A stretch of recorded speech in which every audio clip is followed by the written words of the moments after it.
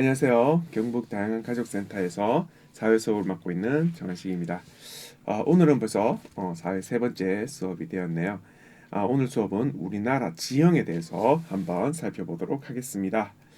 핵심 단어는 이렇게 지형, 산지, 하천, 평야, 해안, 기후 이렇게 되어 있는데요. 저번에도 몇 번 얘기했듯이 이 단어를 외우라는 것이 아니라 이 단어에 대한 내용을 외워달라고 했죠. 선생님이 지금부터 이 단어들에 대한 내용을 열심히 설명해 드릴 테니까 그 내용들을 여러분들께서 꼭 머릿속에 담아줬으면 좋겠습니다. 자, 지난 시간 정리부터 해볼게요. 지난 시간에는 우리나라 국토를 한번 나눠 봤어요. 첫 번째는 환경에 따라서 국토 구분을 해봤죠. 큰 산맥이나 큰 하천을 기준으로 나눠졌는데 실제로는 우리나라 역사적인 문제 때문에 휴전선이라는 산맥도 아니고 하천도 아닌 이런 게 있었다라는 건 여러분들이 잘 알 걸로 알고 있습니다. 자, 그래서 휴전선을 중심으로 그 위로는 북부 지방 그리고 그 밑으로는 남부 지방이 되는데요. 특히 여기 소백산과 여기 금강 요 선을 기준으로 그 위쪽은 중부 지방 그리고 그 밑에 쪽은 남부 지방 되겠습니다. 다시 한번 더 휴전선 위로는 북부 지방, 휴전선과 소백산 금강 하류 요쪽 사이는 중부 지방, 그리고 소백산 금강 하류 밑에 쪽은 남부 지방 요래 되겠습니다. 요거 꼭 외워주시길 바랍니다. 자, 그 다음에 행정적인 구역도 나눌 수 있었다고 했죠. 특별시 하나, 광역시 6곳, 특별자치시 하나, 특별자치도 하나, 그 다음에 도 8곳 이렇게 있고 시는 그 중심 시의 살림을 맡아서 하는 곳은 시청, 그리고 도의 살림을 맡아서 하는 곳은 도청 이렇게 나눌 수 있다는 것도 얘기 드렸던 것 같습니다. 자, 그럼 이제 본격적인 수업에 들어가 보도록 할게요. 자, 지형이라고 하면 어떤 것이냐? 우선 지형의 뜻부터 한번 살펴보죠. 지형은 우리가 살고 있는 땅의 모양입니다. 우리가 살고 있는 이 땅들이 어떻게 생겼는가? 이것이 바로 지형이 되겠죠. 지형들은 다양한 것들이 있는데요. 우선 산이죠, 산지. 그 다음에 평야, 그리고 하천, 그리고 해안, 섬까지 이렇게 다양한 지형들이 있습니다. 지형은 다시 한 번 더 우리가 살고 있는 땅의 모양이 되겠죠. 그러면요. 어떤 친구들은 이렇게 물어볼 수도 있을 것 같아요. 산지는 좀 높은 곳, 그 다음에 평양을 평평한 곳, 그렇구나. 우리 땅의 모양이네. 근데 하천은 물 아닌가요? 좀 작은 강이나 뭐 큰 강, 이런 것들 다 합쳐서 하천이라 부르지 않나요? 이건 물이고 해안도 물이 아닌가요? 라고 생각할지 모르겠지만, 여기에 물이 흐르거나 아니면은 바다와의 선이 생기는 까닭 자체가 우리가 살고 있는 땅의 모양 때문이죠. 움푹 패인 곳에는 물이 흐르고 그죠? 그리고 높은 지형에서 낮은 지형으로 물이 흐르잖아요. 즉 하천이 생기는 것 그리고 해안이 생기는 것 모두 우리가 살고 있는 땅의 모양 때문이기 때문에 하천이나 해안도 역시 지형에 들어간다는 거 여러분이 꼭 기억해 줬으면 좋겠습니다. 자, 그럼 조금 구체적으로 알아볼까요? 우선 섬은 바다로 둘러싸인 땅을 말합니다. 바다 입장에서는 산처럼 이렇게 솟구쳐 올라왔고 올라온 곳 주변으로 이제 바닷물이 찬 거겠죠, 그죠? 그리고 해안은 갯벌이나 모래사장이 나타나죠. 갯벌 혹시 아는지 모르겠지만 갯벌은 그 진흙처럼 좀 진득진득한 이런 흙이 쌓여져 있는 곳을 말해요. 이게 왜 이러냐면 바닷물이 한 6시간 이렇게 잠겨 있다가 또 6시간이 이렇게 빠지는 이 조수 간만의 차 때문에 거기에 있는 흙들이 바다에 잠겨 있다가 빠졌다가 바다에 잠겨 있다가 빠졌다가 이걸 반복하면서 여러 가지 물들을 이제 뭐 스펀지처럼 흡수되어 있는 상태라고 보면 되거든요.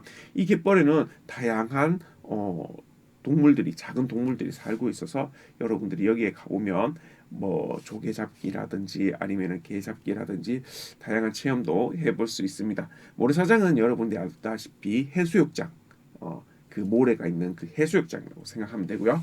자, 하천은 빗물과 지하수의 물줄기를 말합니다.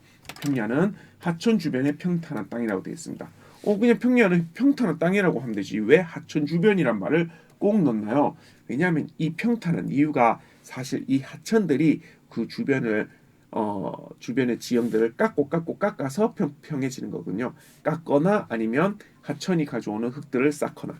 그러니까 어, 원래는 이 평야도 높은 곳도 있고 낮은 곳도 있고 높은 곳도 있고 낮은 곳도 있었는데 이 하천이 높은 곳은 깎고 낮은 곳은 가져온 흙으로 채워줌으로써 평평해진 게 이 평야입니다. 그래서 하천 주변이란 말을 꼭 붙이게 되죠. 왜냐? 평평하다는 것의 이유 자체가 하천 덕분이기 때문입니다. 자, 그 다음에 산지입니다. 산지는 높은 산들이 모여져 있는 지형이죠. 그래서 높은 곳이라고 생각하면 되겠습니다.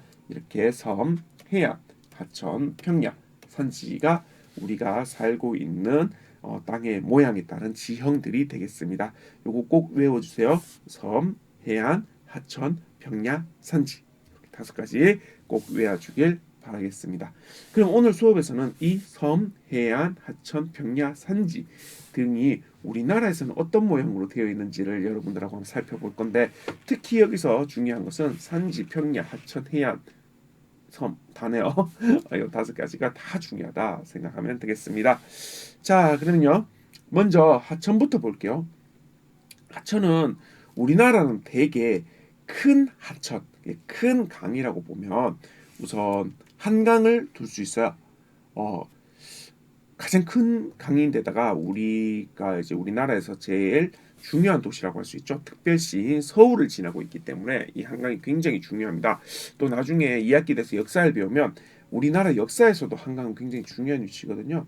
그래서 이 한강 외워줘야 되는 이 한강, 그리고 또 금강, 우리 전통적인 지리 구별에도 나왔던 이 금강, 그리고 그 좀 남쪽에는 영산강, 그리고 우리랑 친숙한 경북과 대구, 경남을 가로지르는 이 낙동강, 요 4개의 강이 굉장히 우리에겐 중요합니다. 물론 저기 북한까지 우리가 바라본다면 평양을 가로지르는 이 대동강도 굉장히 큰 강으로 우리 한반도 전체로 보면 굉장히 중요한 강이죠. 근데 이 강들 잘 보세요. 이 강들은 대동강부터 볼까요? 여기서부터 이렇게 흐릅니다. 서에서 동으로 흐르죠. 한강도 이렇게 북한강과 남한강이 만나지만 여기서 만나서 어디로? 동에서 서해로 흐릅니다. 그리고 금강도 오히려 북쪽으로 가는 것 같지만 삥 돌아서 남쪽으로 이렇게 동에서 서해로 갑니다. 그리고 영산강도 동에서 서로 가죠. 낙동강은 좀 다릅니다. 낙동강은 동에서 서로 가는 듯 하다가 밑으로 쭉 내려가죠. 즉 얘는 북에서 남으로 흐릅니다. 그래서 우리나라 한반도 내에 있는 큰 하천들의 대부분은 동에서 서로 흐르는데 낙동강은 북에서 남으로 흐른다. 이렇게 알아두면 좋겠습니다. 여기서 되게 중요한 것은 큰 하천들이 대개 동에서 서로 흐른다는 겁니다. 물론 낙동강은 제외지만 5개 중에서 4개는 동에서 서로 흐르고 낙동강은 북에서 남으로 흐른다는 겁니다. 중요한 거 꼭 깨야 되는 거, 이 강들이 대부분 동에서 서로 흐른다는 거. 요건 이유가 있습니다. 자, 그 다음 산지를 한번 볼까요? 산지는요, 여기 마천역 산맥 이런 거 다 외울 필요는 없습니다. 선생님도 이거 다 못 외워요. 함경산맥 선생님도 5학년 할 때마다 이런 게 있었지라고 하는 정도예요. 이걸 다 외울 수는 없습니다. 낭림산맥, 그다음에 태백산맥, 그다음에 소백산맥, 이게 우리나라 한반도에 있는 산맥 중에 가장 큰 산맥들입니다. 마천역, 함경, 낭림, 태백, 소백입니다. 자, 그런데 여기 잘 보세요. 여기에 지금 산맥들이 있죠. 그리고 또 여기에 산맥들이 있어요. 그리고 여기도 산맥이 있고요. 보면 우리나라를 반 가른다면 어느 쪽에 많습니까? 동쪽과 서쪽 중에 어느 쪽? 예, 동쪽에 산들이 많아요. 서쪽에는 생각보다 산맥이 별로 없죠. 서쪽에는 산맥이 별로 없고 동쪽에 산맥이 많아요. 그리고 또 우리나라 소백산맥과 요 태백산맥의 일부는 우리 남한 쪽에 있지만 태백산맥의 일부와 나머지 일부와 낭림산맥, 한명휴양산맥, 마청년산맥은 전부 다 북한 쪽에 있죠. 그죠? 우리는 소백산맥 전체와 태백산맥 일부만 우리 남한 쪽에 있고요. 태백산맥 나머지 일부와 낭림, 함경, 마천령은 다 북한에 있습니다. 즉 북한의 산맥이 더 많죠. 무슨 말인지 알겠어요? 그래서 북쪽으로 이렇게 가른다면 북쪽에 또 산지가 많다라고 볼 수 있어요. 그래서 우리나라가 산지가 제일 많은 곳은 북동쪽에 많이 분포되어 있다라고 얘기해 주시면 되겠습니다. 근데 우리가 사실 우리나라에서 도로를 뭐 차를 몰고 도로에 이제 타고 이제 여러 곳에 여행해 보면 어디에나 산은 있죠, 그죠? 근데 그 높고 연결되어 있는 산들이 북동쪽에 많다는 거고요. 어디에도 산이 있기 때문에 우리나라는 여러분들도 느꼈지만 평지보다는 산지가 훨씬 많습니다. 그래서 전국토의 70%가 산지다. 이것도 외워주면 좋겠습니다. 그럼 요약해 볼게요. 우선 하천은 대부분 동에서 서로 흐른다. 물론 낙동강은 북에서 남으로 흐르지만, 그리고 산지는 대부분 북동쪽에 분포되어 있다. 그리고 국토의 70%가 산으로 되어 있다라는 것을 여러분들하고 얘기를 해봤어요. 자, 그러면 아까도 한번 얘기했던 이제 대동강, 한강, 금강, 영산강 요 네 강은 모두 동에서 서로 흐르고요. 낙동강만 북에서 남으로 흐릅니다. 그래서 우리나라 하천의 대다수는 동에서 서로 흐른다. 산맥은 마천령, 함경, 낭림, 그다음에 태백의 일부까지 요거 전부 다 북한에 있는 거죠.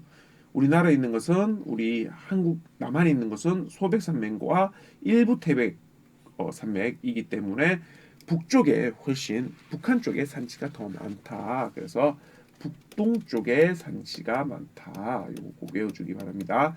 그렇다면 여기 만이산이라는 그 우리 인천에 있는 강화도에서부터 요 강릉까지 선을 쭉 그어본다면 이렇게 선을 그어본다면 선을 쭉 그어봐요. 선을 쭉 그어보고 우리나라를 딱 잘라본다고 생각해 봅시다. 딱 잘라봅니다. 뭐 그럴 수는 없겠지만 잘라서 여기 단면을 우선 살펴보는 거예요. 단면을 살펴보면 어떤 모양이 나올까라는 겁니다. 우리나라 산지는 대부분 어디에 있다 그랬죠? 북쪽과 동쪽에 위치하고 있다고 했죠. 그럼 강릉으로 갈수록 어떻게 되겠습니까? 점점 뭐가 많아진다? 산이 많아지겠죠. 반대로 서쪽과 남쪽으로는 평지가 많다는 거죠. 산지가 적다는 것은. 그러면은 만이산 쪽으로 갈수록 점점 어떻게 된다는 거겠죠? 평지가 많아진다는 거겠죠? 그러면 아마 이런 식으로 될 겁니다. 강릉은 당연히 평지지만 요 평지는 되게 짧고요. 오대산이라는 큰 산이 있고 또 산이 있고 또 산이 있겠죠, 그죠? 요 전체적으로 보면 요만큼 산이 있고 쭉 내려갑니다. 쭉 내려가다 북한산이 잠시 있지만 여기 김포평야라는 큰 평야가 있고 만이산 있고 이렇게 황해로 나가겠죠. 즉 요걸 조금 단순화해서 본다면 요렇게 볼 수가 있습니다.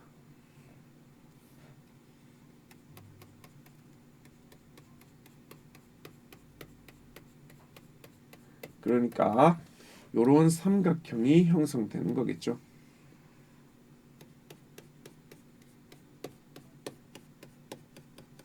동쪽으로 가면 동쪽으로 갈수록 산지가 많아지고 서쪽으로 갈수록 좀 낮아지는 이런 지형이 발달되게 됩니다. 즉 다시 한번 더 우리나라를 동서 단면으로 딱 잘라서 자른 다음에 이렇게 단면을 본다면 동쪽으로 갈수록 산지가 많아지니까 높아지고 그 다음에 서쪽으로 갈수록 평지가 많으니까 낮아지는 현상을 볼 수 있죠.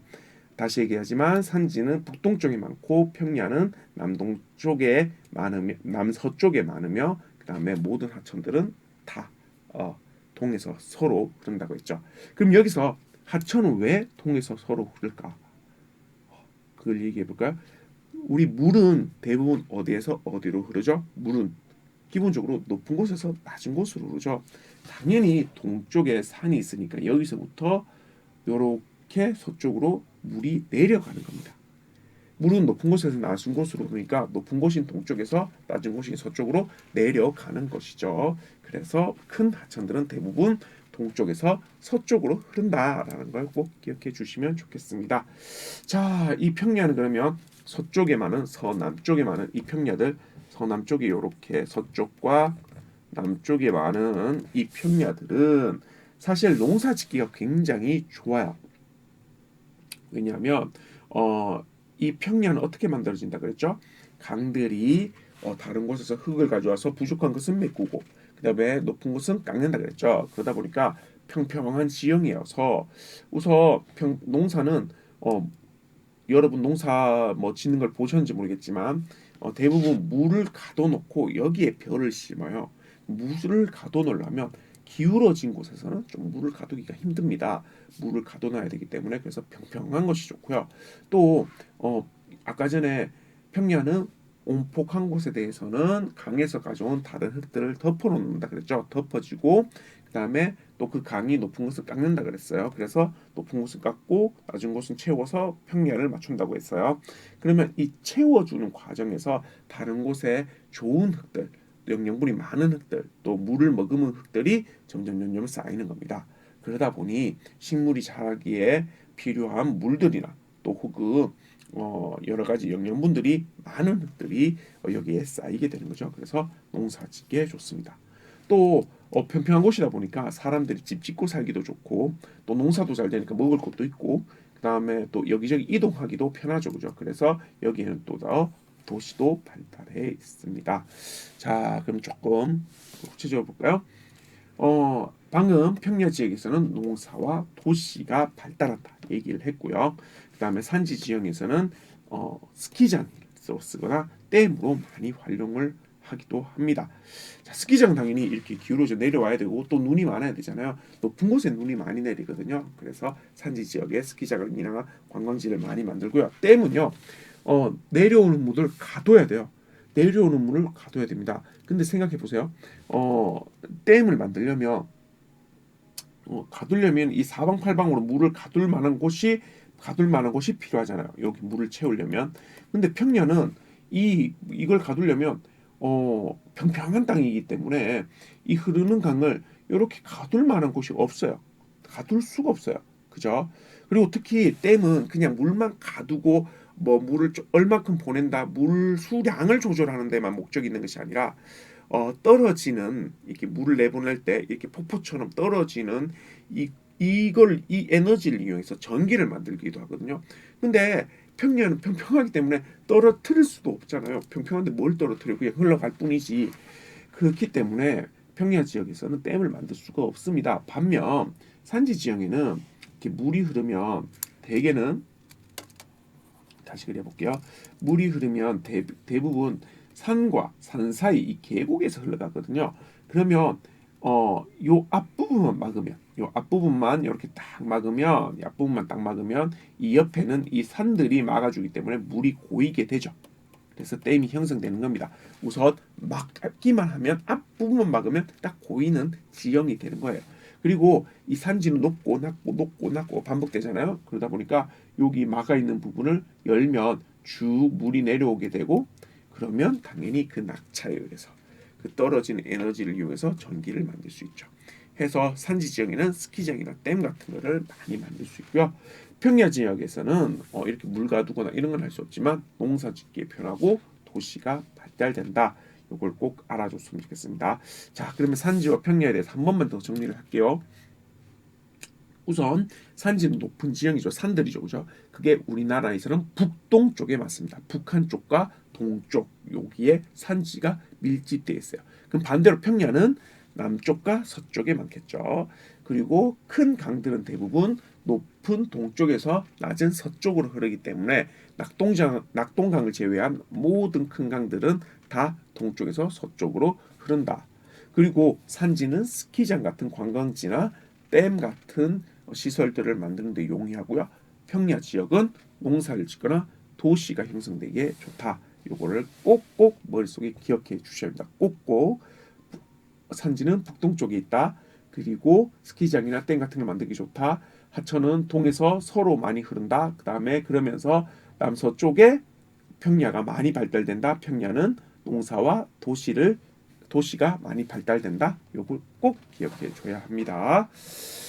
자, 그 다음 해안 갈게요. 해안은요, 우리는 반도 국가이기 때문에 바다가 세 개에 접해져 있습니다. 왼쪽에는 황해, 오른쪽에는 동해, 밑에는 남해. 이렇게 황해, 동해, 남해가 되어 있어요. 물론 황해를 서해라고 불러도 뭐 문제는 없습니다. 서해라고 불러도 됩니다.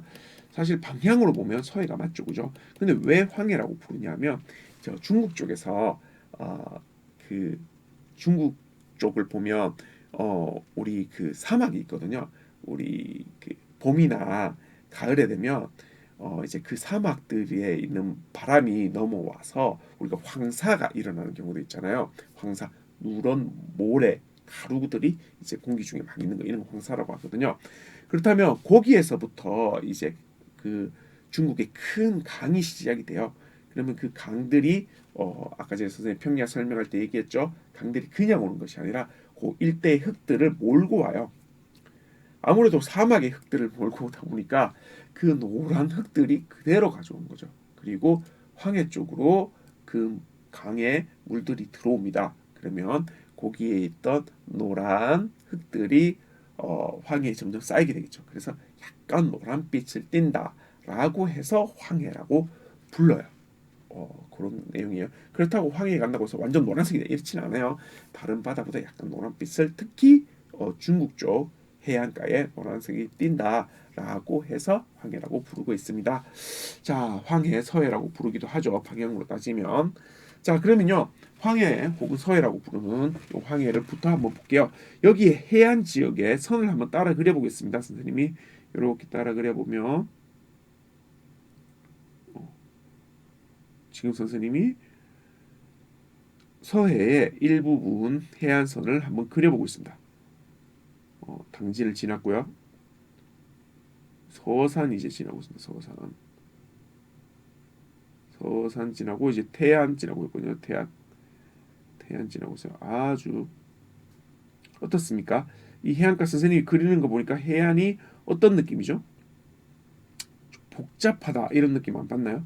복잡하다. 그리고 선생님이 지금 그릴 게 참 많겠다 이런 느낌, 복잡하다라는 느낌을 받으시면 맞아요. 복잡해요. 서해안은 어떻다? 대개 해안선이 복잡하다. 복잡하다. 섬도 이렇게 좀 제법 많고요. 복잡하다라는 것을 알 수 있습니다. 원래 해안선이 이 정도 아닌가요? 라고 생각한다면 동해안을 한번 그려볼게요. 동해안은 영양부터 해서 쭉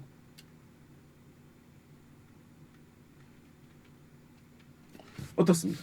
매우 단조로워요. 서해안과 비교해보세요. 굉장히 단조롭죠, 그죠? 그냥 지도만 봐도 얘는 그냥 쭉 내려가요. 근데 얘는 들어갔다 나왔다 들어갔다 나왔다 들어갔다 나왔다 들어갔다 나왔다 굉장히 많죠, 그죠?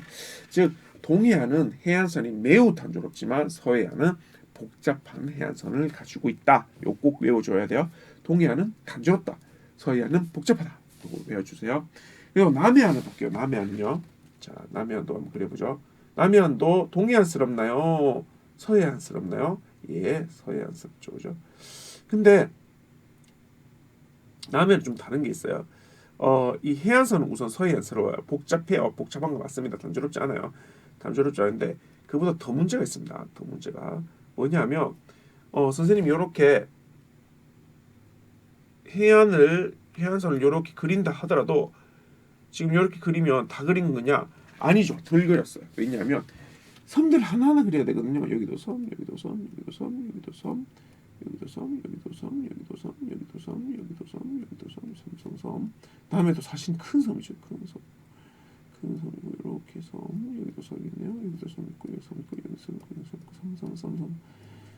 있고 섬 엄청 많은 거 느껴집니까? 섬이 어마무시하게 많습니다. 선생님 좀 단조롭게 그릴게요. 섬이 엄청 많습니다. 즉 남해안은 다, 도, 해, 만, 다 그리고 도, 섬도자 해서 섬이 많은 바다다라고 얘기해주면 되겠습니다. 자, 하나씩 해볼게요. 황해, 즉 서해는 우선 해안선이 매우 복잡하다.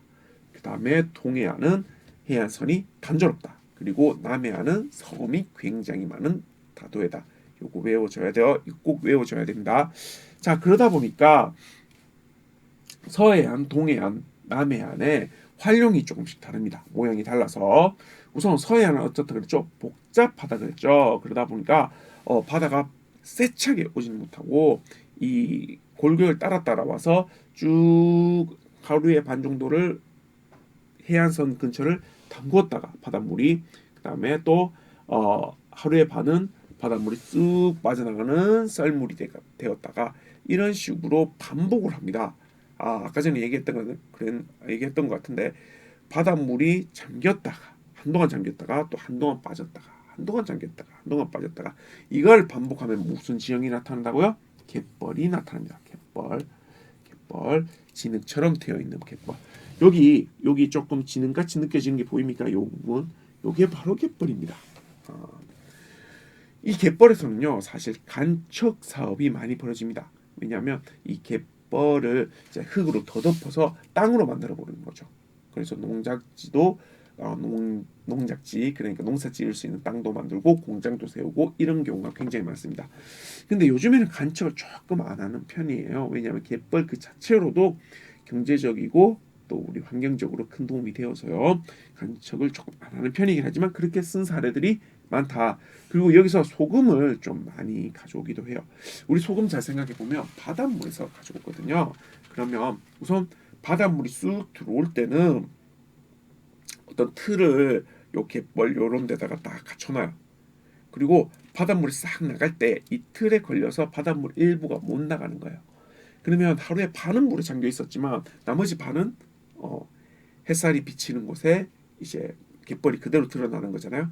그럼 그때 그 햇살을 받아서 계속 말려두면 거기에서 소금만 남게 돼요.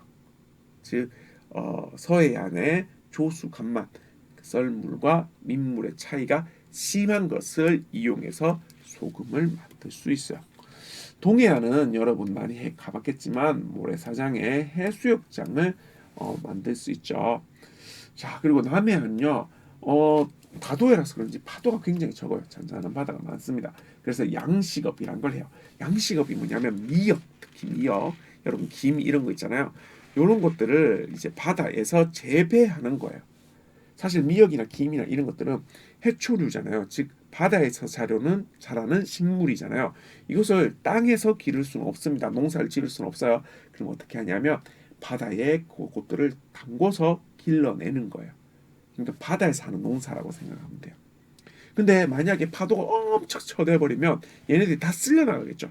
그러니까 파도가 적은 남해안에서 양식업이 발달하고 있습니다. 여러분이 먹는 김은 남해에서 온 게 맞습니다. 자, 한 번 더 정리해보면 서해안은 갯벌이 형성되고 소금을 만들거나 간척 사업을 벌인다. 동해안은 모래사장이 넓게 펼쳐져 있어서 해수욕장을 만든다. 남해안은 파도가 적어서 양식업 하기에 좋다. 그럼 어떤 친구는 이렇게 생각할 수 있어요. 여행을 좀 다녀본 친구는 선생님 내가 해운대에 다녀왔는데 해운대의 모래사장이 너무너무 예쁘더라고요. 근데 해운대는 부산에 있기 때문에 남해안 아닌가요? 예, 맞아요. 그러니까 서해안은 갯벌만 있다? 아니에요. 모래사장도 있어요. 근데 갯벌이 많을 뿐이에요.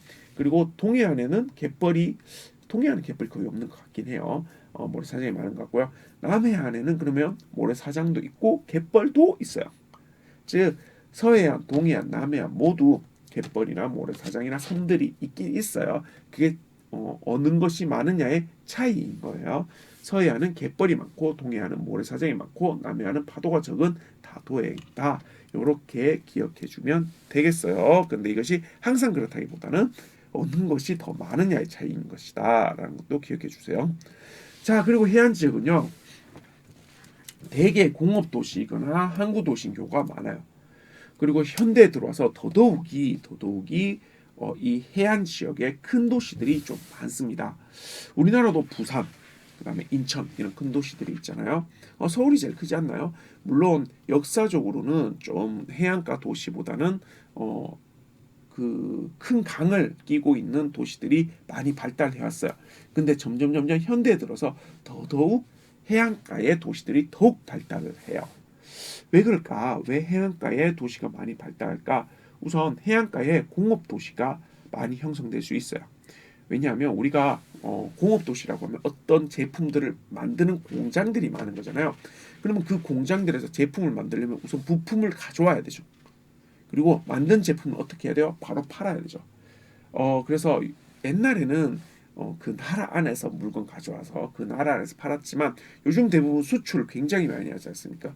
굳이 우리나라뿐만 아니라 다른 나라들도 서로 서로 물건을 사고 파는데 그렇다면 내륙 깊숙이 공장이 있다면 이 물건을 재료들을 해외에서 수입해 와서 또 차 타고 그걸 옮겨 와서 또 그걸 만든 다음에 또 차 타고 한국까지 왔다가 거기서 또 수출한다고 또 내다 팔고 이래야 되는 번거로움이 있죠. 그러니까 아예 해안가에 공장을 지어버리면 제품을 가져오기도 좋고 제품을 갖다 팔기도 굉장히 좋아지는 겁니다. 그래서 공업 도시들 즉 공장들은 해안가에 많이 위치해 있어요. 또 EU뿐만 아니라 또 공장을 한다면 이 공장에 나오는 열기들을 식혀야 되거든요. 그래서 해안가에 또 위치하기도 한답니다. 자, 그러다 보니까 공장들이 많으면 그 일자리를 찾아서 많은 사람들이 몰리게 되죠. 많은 사람들이 몰리면 도시가 형성되죠. 그래서 요 해안가에는 도시도 많습니다. 항구 도시는 당연하겠죠. 왜냐하면 항구라는 것 자체가 배를 띄우는 곳이거든요. 배가 정박하고 띄우는 곳이기 때문에 배가 끌고 있으려면 당연히 해안 지역이 돼야 되겠죠. 그렇죠? 그래서 해안 지역은 다른 지역과 배로서 이동할 수 있는 아주 좋은 지형이기 때문에 공업이 발전되고 항구가 발달되는 도시가 쉽게 형성된다는 거 여러분들이 알아줬으면 좋겠네요. 자, 그럼 우리나라 기후도 한번 살펴보도록 합시다. 우리나라 기후는요, 기본적으로 어떤 건지 빨리 한번 살펴보도록 할게요. 우선 기후에 대한 개념이 좀 필요해요. 우리 날씨와 기후를 굉장히 구별을 못하는 경우가 있는데요. 날씨는요, 짧은 시간의 대기의 상태입니다. 즉, 그러니까 하루하루의 대기를 말하는 거예요. 오늘은 맑고 내일은 흐리고 그 다음에 눈 왔고 비 왔고 이런 거는 변화가 너무 당연해요. 오늘 맑았더라도 내일 비 올 수 있잖아요. 물론 뭐 여름에 눈 오고 이거는 말도 안 되는 거겠지만 대개의 경우 그날 날씨가 조금씩 달라질 수 있어요. 변화가 됩니다. 근데 기후는요, 오랜 시간 동안 평균적인 대기 상태예요. 예를 들어서 우리나라 기후라고 한다면 여름에는 어떻죠? 더워요. 겨울에는 어떻죠? 추워요. 이런 것들 기후라고 하는 겁니다. 오랜 시간 동안 그 대기의 평균적인 상태를 말하는 겁니다. 여름에 더워요. 겨울에 추워요. 이런 거요. 그런데 만약에 여름에 갑자기 추워 막 눈 내리고 막 오들오들 떨고 막 사람들 얼어 죽고 그래요. 그거는 큰 문제죠. 기후는 거의 변화가 없어야 되는 겁니다. 그래서 사람으로 따지면요, 날씨는 기분이라고 하면 돼요. 기분은 그날따라 매 순간 좀 달라지죠. 그죠? 아빠한테 혼나면 기분이 나쁘고요. 친구들하고 놀다 보면 기분이 좋아지고 그러잖아요. 이거는 변화가 많아요. 기후는 성격이라고 보면 돼요. 성격은 생각외로 잘 안 바뀌어요. 바뀌기도 하지만 잘 바뀌기가 어려워요. 그죠? 그래서 날씨는 기후는 성격이라고 보면 돼요. 자, 그렇다면 우리나라는 어떨까요? 우리나라는 중위도에 위치한다고 우리 1차 시에 얘기를 했어요. 중위도의 나라들은 대부분 사계절이 뚜렷하게 나타나요. 봄, 여름, 가을, 겨울. 이 뚜렷하게 나타나서 봄에 좀 따뜻했다가 여름에 덥다가 가을에 좀 선선해지는데 겨울에 추워지는 요 네 가지가 선명히 나타나고요. 그리고 그런데 우리나라는 특히 요 네 가지 중에서 여름, 겨울이 조금 더 기간이 길어요. 조금 더 기간이 길다. 겨울에 생각하면 좋겠습니다. 자, 우리나라는 여름이 되면 바람이 여름과 겨울에 바람의 방향이 반대가 돼요. 바람의 방향이 여름에는 어디서 바람이 오냐면 남동쪽에서 불러와요. 남동쪽에서 불어오는데 이 남동쪽이 어느 쪽이냐면 태평양입니다. 태평양이 적도 근처에 있는 큰 바다잖아요. 그래서 적도 근처에 있는 이 태평양의 큰 바다에서 바람이 불기 때문에 우선 덥겠죠. 당연히 이 바람은 더운 바람이에요. 이 바람이 몰고 오는 이 공기는 더워요.